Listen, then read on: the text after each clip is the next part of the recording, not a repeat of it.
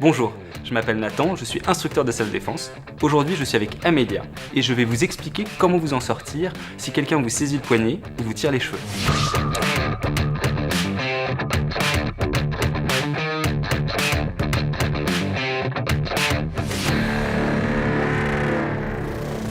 Pour ces techniques, nous allons voir différentes options de réaction, de la plus douce à la plus dure.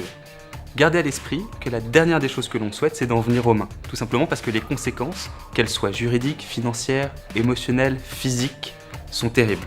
Donc, il vaut mieux gérer verbalement un conflit, en tout cas quand on le peut. Amélia, si quelqu'un arrive en face de toi et te saisit le poignet, on va voir la première option, qui est la plus douce. Là, je risque d'armer ma main pour te menacer. Il va falloir que tu te protèges en levant la tienne. Exactement, ce qui te permet de t'affirmer et également de te protéger si jamais je viens à te frapper. En même temps, tu vas énoncer ce qui se passe en ce moment sans jugement. Monsieur, vous me touchez le poignet, arrêtez. Maintenant, si je ne t'ai toujours pas lâché, il va falloir que tu te dégages, c'est la deuxième option, sans me frapper. Pour un bras qui est du même côté, tu vas lever le coude, ramener la main à toi et donner un coup de coude au niveau de mon avant-bras.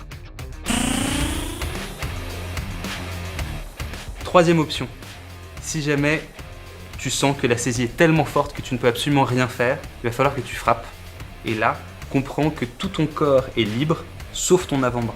Mais tu peux me frapper avec tes pieds, avec tes genoux, avec ton autre main. Qu'est-ce que tu ferais? Ici, au niveau de l'oreille, très bien. Ou alors au niveau des parties, ou avec l'autre jambe. Ici, ou alors avec le genou, en te rapprochant. Tout à fait. On essaye?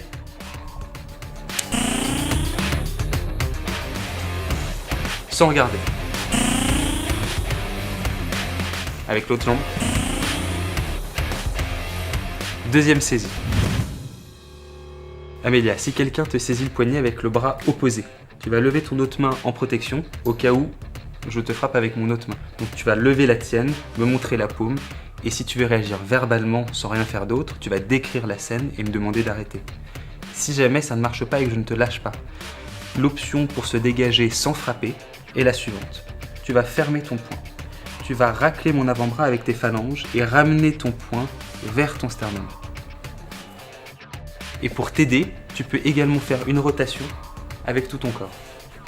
Tu accompagnes ça évidemment d'une expiration.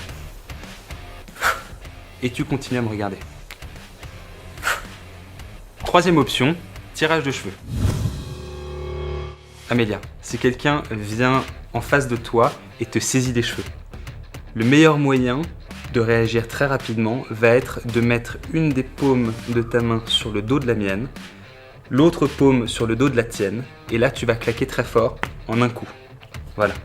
Ici, en frappant très fort, tu vas me casser les phalanges sur ton crâne. Il faut savoir que ton crâne est beaucoup plus dur que mon poing. Donc, en faisant ça, je risque de lâcher directement. Mais on prend pas trop de risques et quand tu as claqué, tu accompagnes ça d'un coup au parti avec les pieds.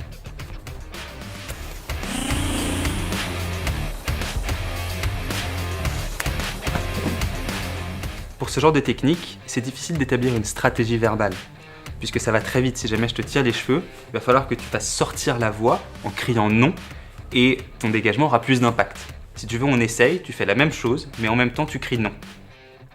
Non! Pour résumer, si on peut s'en sortir verbalement, il faut le faire.